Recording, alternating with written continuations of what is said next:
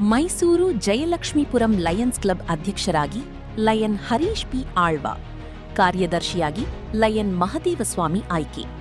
Lion Harish P Alva ಮಾತನಾಡಿ, ನಮ್ಮ Jayalakshmipuram Lions club ಸಮಾಜಮುಖಿ ಕಾರ್ಯಕ್ರಮಗಳಲ್ಲಿ ತೊಡಗಿಸಿಕೊಂಡು ಸೇವೆ ಸಲ್ಲಿಸುತ್ತಾ ಬಂದಿದೆ.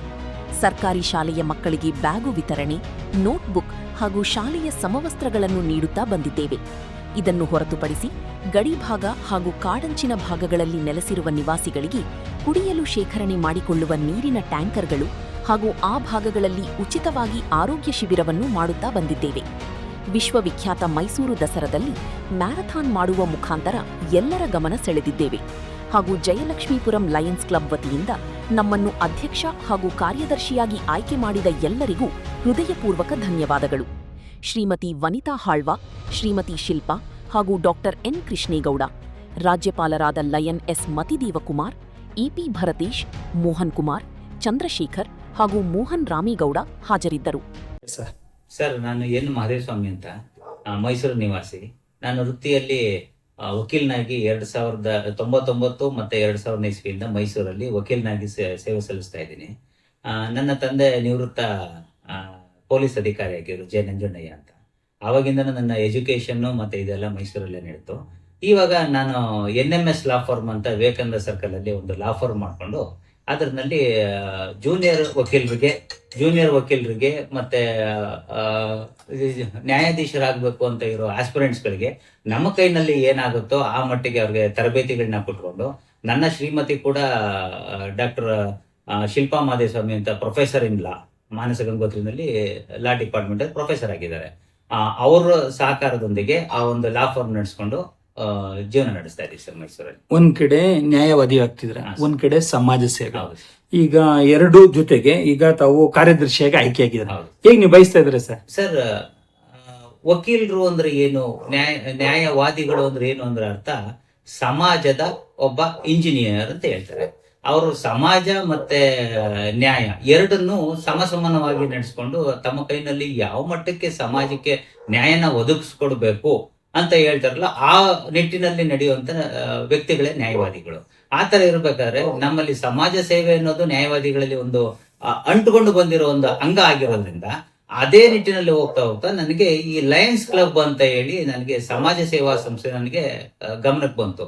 ಆವಾಗ 2018ರಲ್ಲಿ ಅಲ್ಲಿರುವಂತ ಹಿರಿಯ ಸದಸ್ಯರುಗಳ ಜೊತೆ ಒಡನಾಟ ನಡೆಸಿ 2-3 ಸಲ ಅವರ ಮೀಟಿಂಗ್ಗಳ ಅಟೆಂಡ್ ಮಾಡಿ, ಈ ಸಮಾಜ ಸೇವೆ ಮಾಡಬೇಕು ಅಂತ ಇದ್ರೆ ಈ ಲಯನ್ಸ್ ಸಂಸ್ಥೆ ಒಂದೇ ದಾರಿ ಅನ್ನೋ ಇದ್ರಲ್ಲಿ ನನ್ನ ಮನಸ್ಸಲ್ಲೂ ಕೂಡ ಸಮಾಜ ಸೇವೆ ಮಾಡಬೇಕು ಅನ್ನೋ ಆಸೆ ತುಂಬಾ ಇದ್ದಿದ್ರಿಂದಾಗಿ ಈ ಲಯನ್ಸ್ ಕ್ಲಬ್ಗೆ 2018ರಲ್ಲಿ ಪದಾರ್ಪಣೆ ಮಾಡಿದೆ ಸರ್. ಏನೇನು ಅನ್ಕೊಂಡಿದೆ ಈಗ? ಕಾರ್ಯದರ್ಶಿ ಆಗಿದ್ರ 26 ಮತ್ತೆ 27 1 ವರ್ಷ ತಮ್ಗೆ ಅಧಿಕಾರ ಇರುತ್ತೆ. ಏನೇನು ಆಯೋಜನೆ ಹಾಕೊಂಡಿದ್ರೆ ಸರ್? ಸರ್, ಈ ಹಿಂದೆ ನಾನು 2018ರಲ್ಲಿ ನಾನು ಸದಸ್ಯನಾಗಿ ಬಂದ್ಮೇಲೆ 2019, 20, 21ರಲ್ಲಿ ಖಜಾಂಚಿಯಾಗಿ ಸೇವೆ ಸಲ್ಲಿಸಿದೆ ಸರ್ ನಮ್ಮ ಕ್ಲಬ್ಗೆ. ನಮ್ಮ club Lions Club of Mysuru Jayalakshmipuram sir. ಈ Lions Club of Mysuru Jayalakshmipuram 2022ರಲ್ಲಿ ನಮ್ಮ ಜಿಲ್ಲೆ ವಿಭಾಗ ಆಯ್ತು. 317A ಇಂದ 37G ಅಂತ ಹೇಳ್ಬಿಟ್ಟು ವಿಭಾಗ ಆಯ್ತು. 37G ನಲ್ಲಿ 3 ಜಿಲ್ಲೆಗಳನ್ನ ಕೊಟ್ರು, ಮೈಸೂರು, ಮಂಡ್ಯ, ಚಾಮರಾಜನಗರ.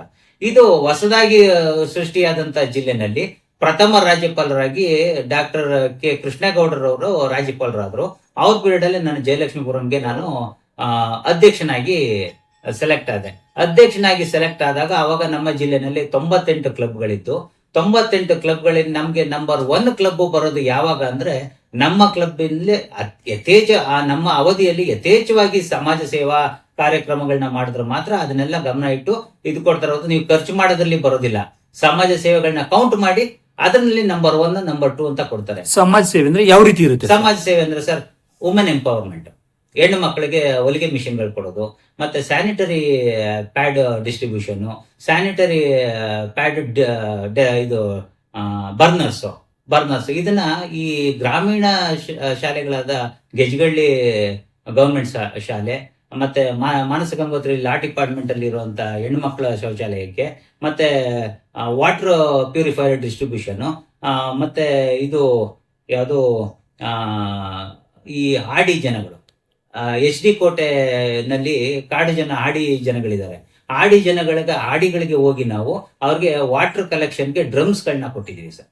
ವಾಟರ್ ಕಲೆಕ್ಟ್ ಮಾಡ್ಕೊಳ್ಳೋದಕ್ಕೆ ಡ್ರಮ್ಸ್ಗಳು ಕೊಟ್ಟಿದ್ದೀವಿ, ಅದು ಕೊಟ್ಟಿದ್ದೀವಿ. ಮತ್ತೆ ಅವ್ರಿಗೆ ಮೆಡಿಕಲ್ ಕಿಟ್ಗಳು, ನಮ್ಮಲ್ಲಿ ಏನಾಗುತ್ತೆ, ನನ್ನ ಕಕ್ಷಿದಾರರಲ್ಲಿ ಒಂದು 15-20 ಜನ ಡಾಕ್ಟರ್ಸ್ಗಳಿದ್ದಾರೆ.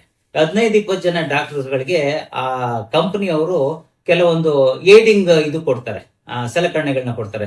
ಅವ್ರ ಹತ್ರ ರಿಕ್ವೆಸ್ಟ್ ಮಾಡಿ ಅವ್ರ ಹತ್ರ ಮೆಡಿಕಲ್ ಕಿಟ್ಗಳಂತ ಏನಿರುತ್ತೆ ಅದನ್ನೆಲ್ಲ ತಗೊಂಡೋಗಿ ನಾವು ಆಡಿ ಜನಗಳಿಗೆ ಏನಾದ್ರು ಫಸ್ಟ್ ಏಡ್ ಮಾಡ್ಕೊಳ್ಳೋದು, ಪ್ರಥಮ ಚಿಕಿತ್ಸೆಗೆ ಅವಶ್ಯಕತೆ ಇರುವಂತದನ್ನೆಲ್ಲ ತಗೊಂಡು ಕೊಟ್ಟಿದ್ದೀವಿ. ಮತ್ತೆ ನನ್ನ ಪೀರಿಯಡ್ ಅಲ್ಲಿ ಹೆಚ್ಚು ಕಮ್ಮಿ 2,500 ಗಿಡಗಳನ್ನ ನೆಟ್ಟಿದ್ದೀವಿ ಸರ್. ನಮ್ದೇ ಈಗಲ್ಬರ್ಗ್ ಇಂಡಿಯಾ ಪ್ರೈವೇಟ್ ಲಿಮಿಟೆಡ್ ಅಂತ ಒಂದು ಗಾಲ್ಫ್ ಕಂಪನಿ ಇದೆ ಬನ್ನೂರು ಮೈಸೂರು ರಸ್ತೆಯಲ್ಲಿ. ಅಲ್ಲಿ ಹೆಚ್ಚು ಕಮ್ಮಿ 2,500.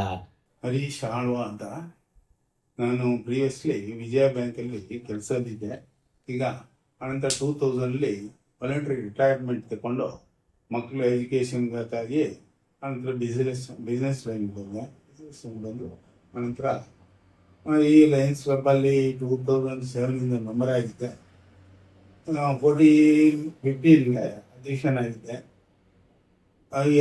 ಇದು ಎರಡನೇ ಟರ್ಮಲ್ಲಿ ನನ್ನನ್ನು ಈ ಪ್ರತಿಷ್ಠಿತ ಕ್ಲಬ್ ಇದು ಒಂದು ಅದರಲ್ಲಿ ನನ್ನ 2ನೇ ಟರ್ಮ್ಗೆ ಅಧ್ಯಕ್ಷನಾಗಿ ಮಾಡಿದ್ದಾರೆ.